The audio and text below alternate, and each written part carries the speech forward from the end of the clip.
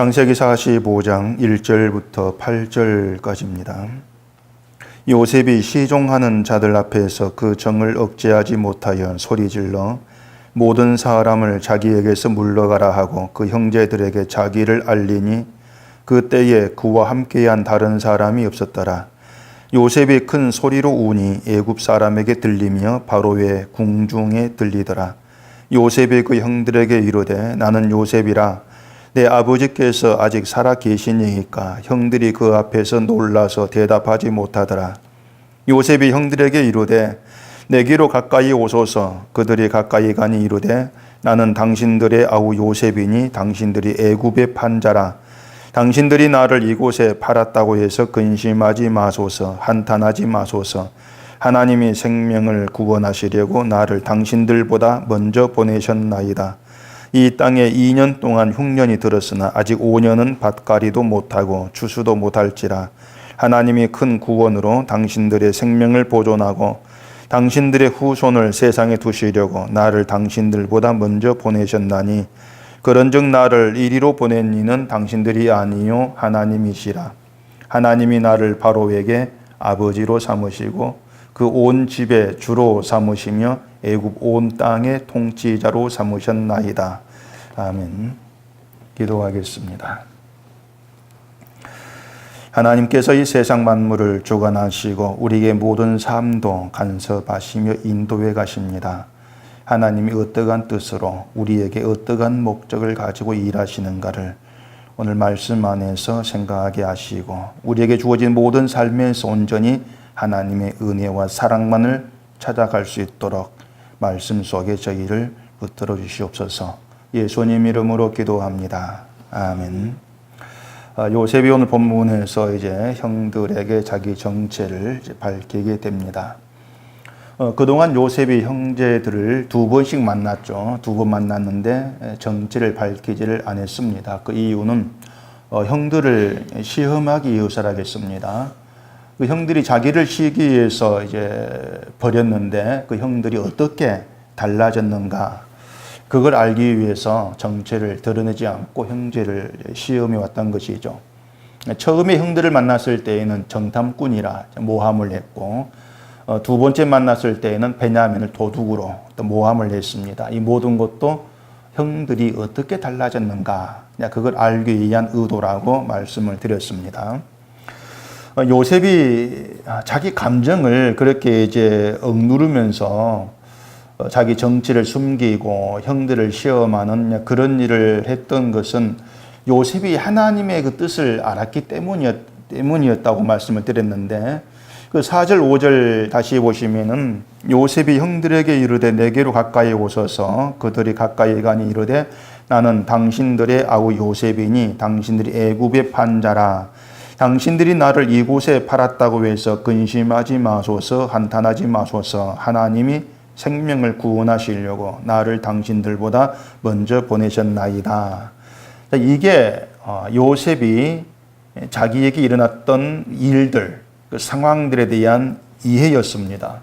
요셉은 자기가 형들에 의해서 애굽에 이제 팔리긴 했지만은 그 모든 것을 하나님께서 그렇게 하신 것이다. 그렇게 받아들였던 것이고 또 그 이유가 생명을 구원하기 위한 하나님의 작정이었다. 그걸 요셉이 지금 알고 있습니다. 그런데 요셉을 애굽에 그렇게 팔리게 하고 보내게 된 것이 하나님의 작정이고 또 하나님의 의도였다 할지라도 요셉의 형들이 죄 없는 건 아니죠. 죄는 있는 겁니다. 이런 부분에 사람들이 많은 오해를 좀 하게 됩니다. 형들이 요셉을 팔긴 했지만은 결국 하나님이 하신 일이고 하나님이 작정한 일이니까 형들은 죄가 없는 것 아니냐. 그런 생각들을 하는 경우가 있습니다. 가령 유다가 예수님을 팔았지 않습니까? 만약 유다가 예수님을 팔지 않았으면은 예수님의 십자가 죽으심의 사건은 없었을 것이 아니냐. 이런 생각을 하기도 합니다. 유다가 팔았으니까 십자가 죽음이 있는 것이 아니냐고 하는 것이죠. 그래서 예수님을 십자가에 죽게 하시고 또 구원을 이루기 위해서 유다로 하여금 하나님이 예수를 팔게 했다. 그런 말을 하기도 합니다. 그러면서 유다는 하나님의 도구로 사용된 것이지 죄가 있는 건 아니다. 이런 괴상한 논리를 펴는 그런 사람도 있긴 있어요. 그러니까는 모든 걸 제쳐도 논리적으로 따지면은 맞네. 예수님이 십자가에 못 박혀 죽으신 것이 하나님의 뜻이고 작정이라면은 유다가 판 것도 하나님 일이 아니냐. 하나님 유다를 도구로 사용하신 것이다. 그럼 유다가 죄 없는 것이 아니냐. 이런 식의 논리를 이제 펴게 된다는 겁니다. 근데 그렇게 말하면 결국 하나님이 죄의 조성자다. 이런 말도 돼버린다는 얘기예요. 그런데 유다가 예수님을 이제 판 것이 유다 한 사람만의 행동이고 한 사람만의 죄였겠냐고 하는 겁니다. 그건 아니에요. 유다도 대표성을 띠고 있습니다. 뭐냐? 모든 인간 유다와 같다는 겁니다. 모든 인간이 그렇게 행동할 수밖에 없다는 것. 다시 말해서 인간에게는 유다와 같은 속성이 있다는 겁니다. 자, 베드로가 예수님을 부인했습니다. 그 예수님을 부인한 베드로와 가룟 유다가 다르냐 같으냐? 똑같은 거예요. 어떤 행동을 놓고 보면 유다는 예수를 팔았고 돈 받고 베드로는 예수를 부인했으니까 뭔가 유다가 더 예수에 대해서 큰 죄를 지은 것이 아닌가 이리 생각될 수 있는 똑같은 겁니다. 행동이 다를 뿐이지 자기 살기 위해서 예수를 배척한 건 동일한 거예요. 그런데 유다와 베드로의 차이는 택한 자와 택하지 않은 자의 차이가 있을 뿐이라는 얘기입니다. 자, 택하지 않은 유다는 양심의 가책을 느껴서 자살해 버립니다. 자기가 한 행동을 대해서 양심의 가책을 느끼긴 했는데 그런 행동을 통해서 예수를 바라보지는 않은 거예요. 근데 택함을 받은 자 베드로는 어떻게 했습니까? 예수님 말씀을 기억했죠. 네가 나를 다골게 세 번 부인할 것이다. 그 말씀을 기억하고 자기 행동을 돌아오며 통곡을 했습니다.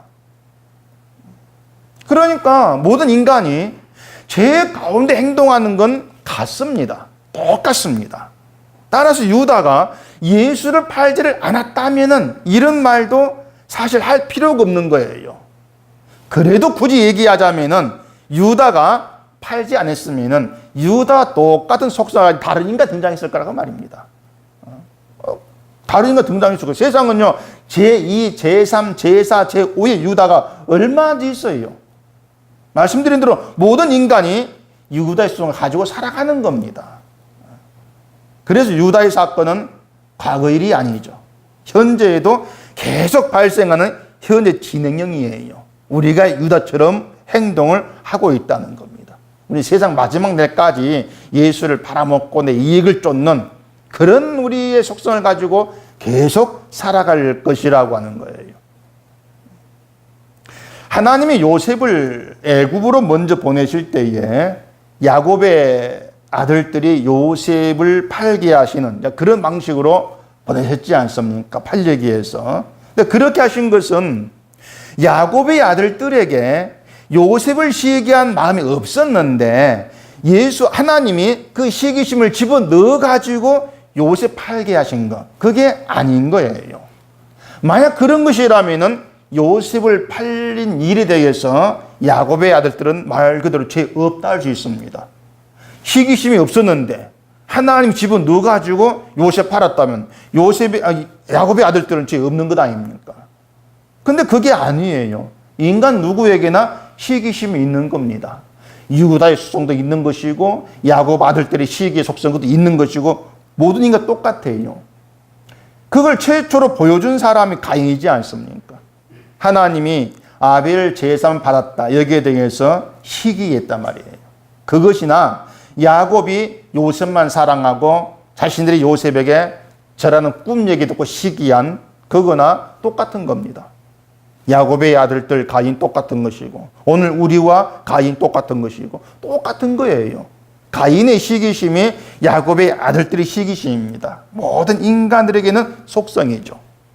근데 하나님은 그러한 인간의 죄의 속성이 드러나도록 상황을 끌어간 거예요. 그냥 만들어 가신 거란 말입니다. 속에 감추어진 시기의 속성, 그것이 드러나도록 하신 것이죠. 없는 걸 집어넣은 것이 아니고 인간의 본성이 자리하고 있는 그 죄의 속성을 끌어내어 보게 하시는 거죠. 그래서 꿈도 꾸게 하시고 또 야곱이 요셉을 사랑하는 가운데에서 시기가 나오게 하시고 그런 일을 하나님이 그렇게 상황을 만들어 가신 것입니다. 그렇기 때문에 적어도 요셉에 대해서 죄 없다 그런 얘기는 할 수가 없는 거죠.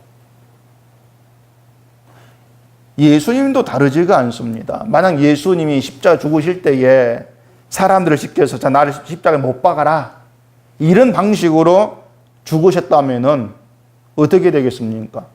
예수님이 죽으신 거였는데 죽인 자는 없는 거예요. 스스로 하나님 뜻이 나를 십자가 내가 죽는 거니까 자 날 다 못 박아. 그렇게 하면 죽긴 죽죠 예수님이. 죽인 자가 없는 것이죠. 결국 사람들은 예수님의 죽으심에 대해서 떳떳해진단 말입니다. 나는 안 죽였잖아. 그렇게 나올 수밖에 없는 거예요. 그러면서 십자가만 믿으면 구원받는다 이런 말도 할 거라는 얘기죠.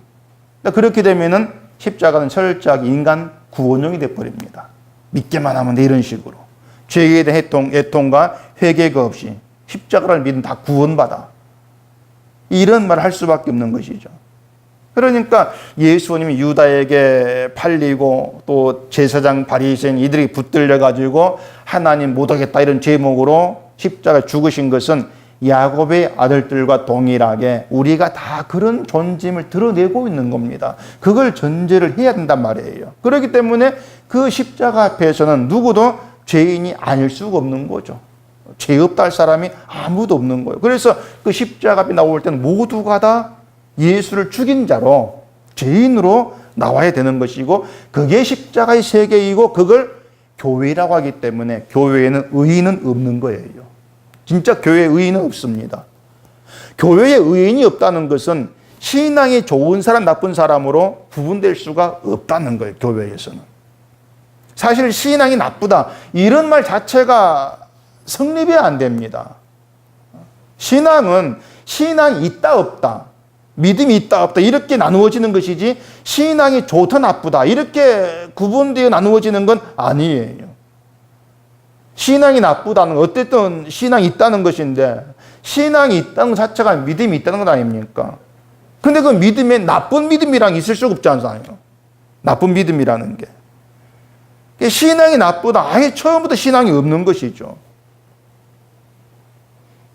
결국 사람들이 갖고 있는 신앙이 나쁘다는 그 기준이 문제가 되는 것입니다. 인간의 종교심을 기준해 가지고 한 판단이기 때문에 그 자체가 문제가 있는 거죠. 다시 요셉 이야기 돌아가면요.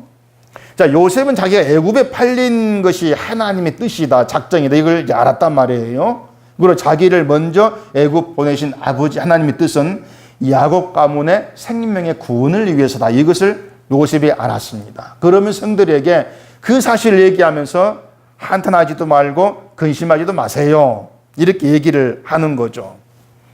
자, 그 야곱 아들들, 형들 입장에서는 자기들이 팔아버린 요셉이 살아있고 또 애굽의 총리가 되어 있으니까 얼마나 놀랬겠습니까?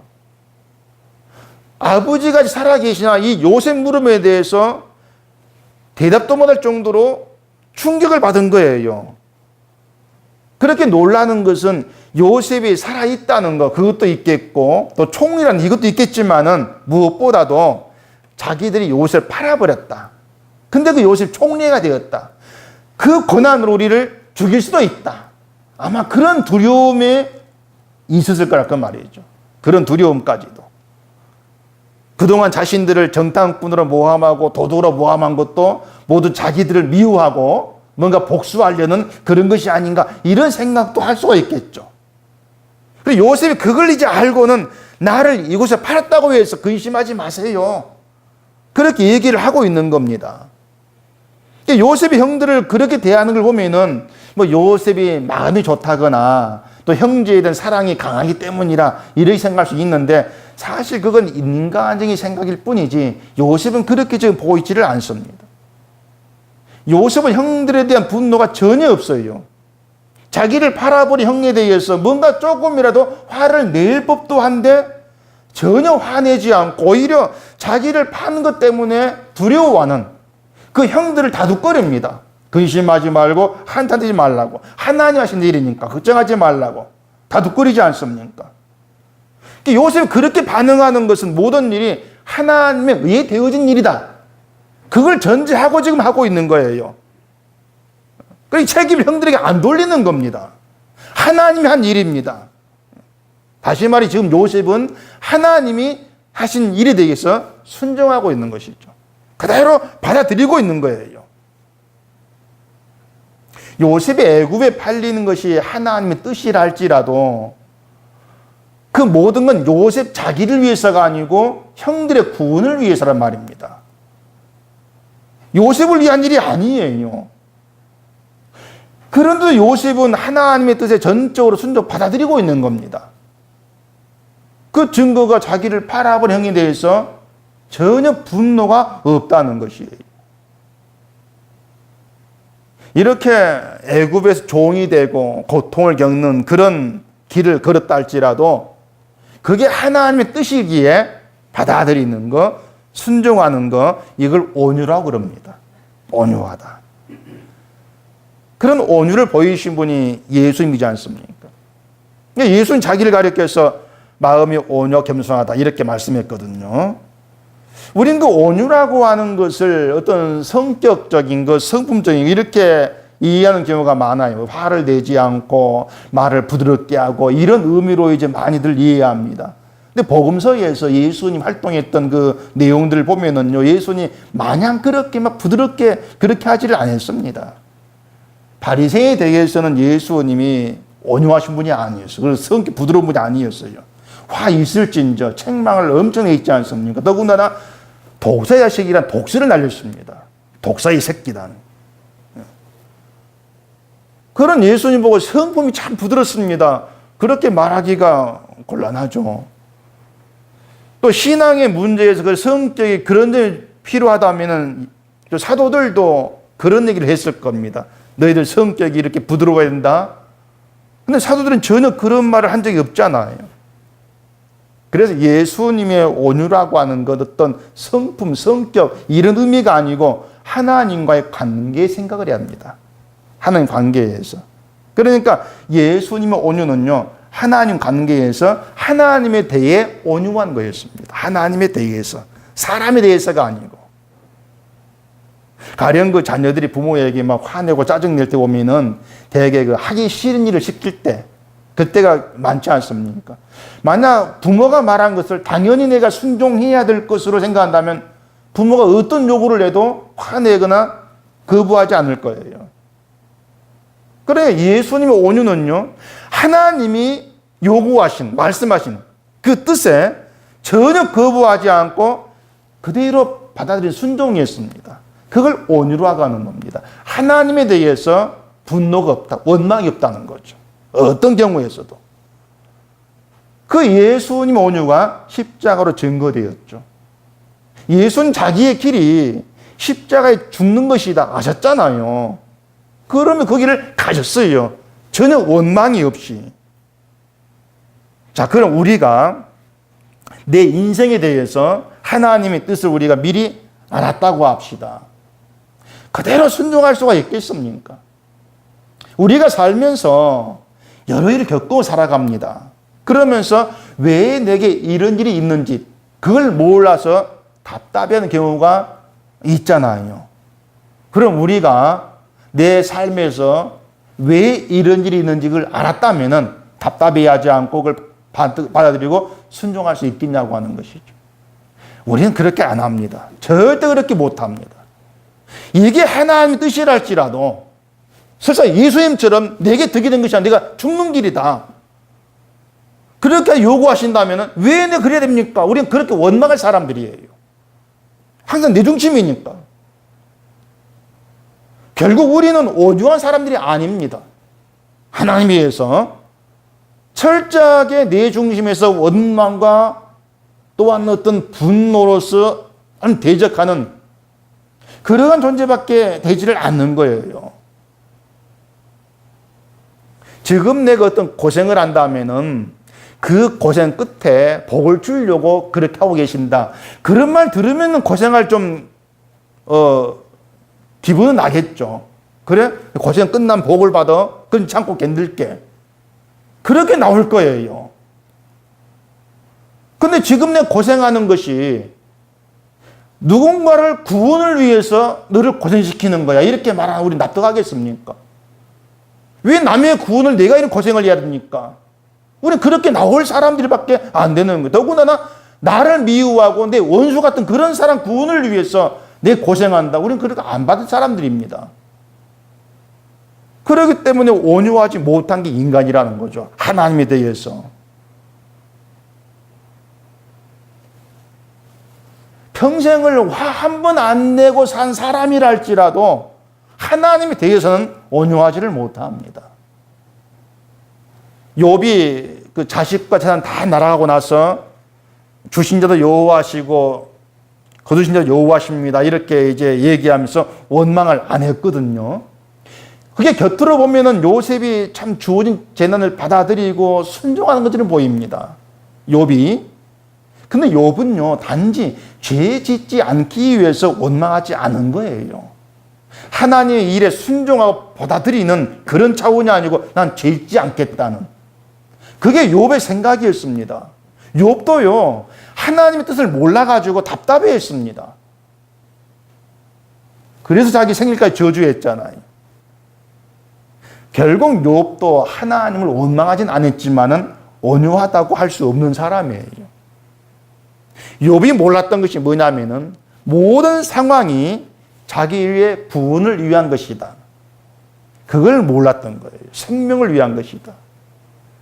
특히 욥처럼 죄 짓지 않기 위해서 예의를 쓴 사람들은요, 내가 구원받을 자다. 이걸 잊기가 쉽습니다. 뭐 욥이 바리새인 같다는 말은 아니지만은 바리새인들이 율법 지키기 위해서 지키고 또 죄를 짓지 않게 예의를 많이 쓴 사람들입니다. 그럼 그들이 자연히 잊기 쉬운 것은 내가 구원받을 사람이라는 거. 이걸 잊기 쉬운 거예요.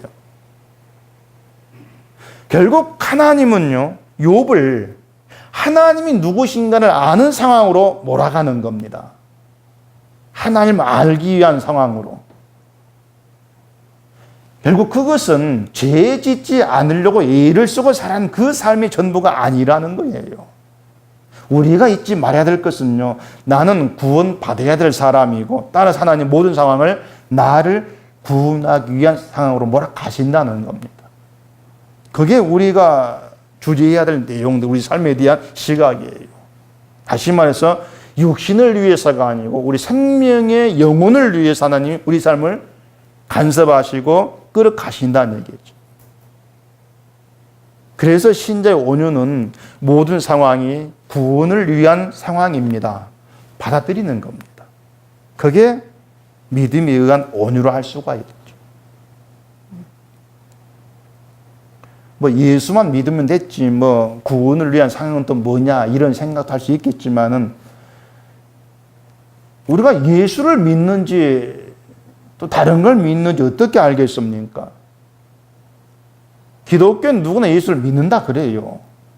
그 믿음이 가짜인지 진짜인지 그걸 어떻게 아냐 말이에요. 결국 믿음의 여부는요, 우리가 처한 모든 상황에서 드러나게 돼 있는 겁니다. 풍부에 처하면 풍부한 대로, 비천에 처하면 비천한 대로 믿음이 나타나게 되어 있습니다. 그 모습들이. 풍부에 처해도 우리가 주를 바라보고 주를 의지하게 되어지고, 비천에 처해도 주를 바라보는 게 믿음이잖아요. 그런데 우리는 풍부에 처하면 주를 잊는다.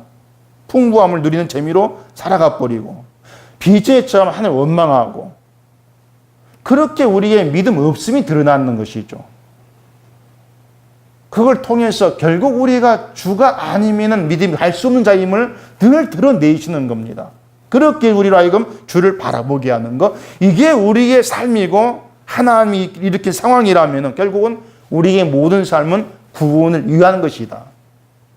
그렇게 얘기할 수가 있는 겁니다. 믿음 없음을 보게 하시면서 예수님의 은혜로 우리를 끌어가시는 거예요. 때문에 하나님 관계에 살아가는 신자에게는요, 의미 없는 삶이라는 게 사실상 없는 겁니다. 우리가 오늘 하루도 보면은 그냥 별일 없이 순탄하게 지낸 것 같이 여겨지지만은 그 순탄한 거, 별일을 하고 살았다는 그 속에서도 내가 이러한 순탄한 그런 삶을 누릴 자격이 있을까? 그런 생각도 해봐야 되지 않겠습니까? 나는 별일 하루 지냈지만은 지금도 사방수에 여러 곳에서 사건, 사고 일어났었고 많은 일 있겠잖아요. 근데 나는 순탄하단 말입니다. 그런 걸 통해서 내가 이런 상황을 누릴 자격이 있는가? 근데 우리는 그걸 잊고 살아가요. 순탄하게 살았다. 당연하게 여긴다는 얘기입니다. 그런 우리 마음을 하나님이 깨게 하시고 순탄한 가운데서도 그 모든 것이 내게 당연한 것이 아니면 알게 하시는 그런 길을 우리를 이끌어 가시면서 하나님의 은혜와 사랑을 보게 하시는 것. 그게 우리 생명을 위한 하나님 일하심이라 이렇게 얘기할 수가 있습니다. 그러니까 하루하루가요. 우리가 누구인가를 가르치시고 하나님은 누구신가를 보게 한 시간들입니다. 신인 자기 삶을 그렇게 볼 수 있어야 돼요. 그렇기 때문에 내 인생에 무조건 편안하고 행복했으면 좋겠다. 이런 생각 우리는 할 수가 없는 거예요. 하나님을 알지 못하고 늘 착각 가운데 살고 있고 하나님이 아니면 믿음의 길로 갈 수 없다는 우리가 생각한다면은 편안한 거, 행복한 거 이것보다도 매일의 삶에서 하나님의 구원을 알아가기를 소원하는 것이 있어야 되겠죠. 그게 하나님 관계 속에 주를 바라보는 신자됨이라고 할 수가 있을 겁니다. 그렇게 모든 상황의 구원을 위해서라면은 잘 사는 게 복받은 것이고 못 사는 것이 저주받은 것이다. 이런 공식은 통용될 수가 없는 거예요. 오히려 잘 산다는 것 때문에 하나님께로부터 멀어지면 그 저주가 돼버리죠. 신앙생활 잘난 복받을까? 이런 생각도 우리가 버려야 되고요. 왜? 하나님은 그런 방식으로 일하시지를 않은 것이니까. 전에 말한 것처럼 야곱의 아들들이 애굽에 온 것은 생존을 위한 것이었습니다. 양식 구해서 먹고 살자. 생존 때문에 왔습니다.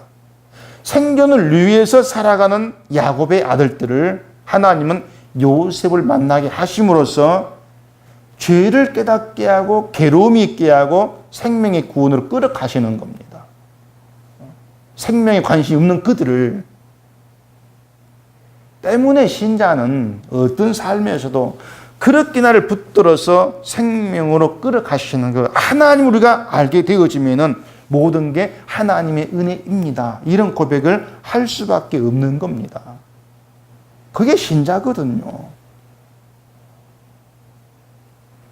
요셉은 모든 상황을 자기 어떤 복이나 세상서 총량 권력을 누리는 그걸 위한 거 보지 않고 하나님의 약속 안에 야곱 가문의 생명의 구원을 위해서 이렇게 바라봤습니다. 우리는 그런 요셉에게서 예수님을 모습을 보게 되는 거예요. 요셉의 온유가 예수님의 온유를 생각하게 합니다.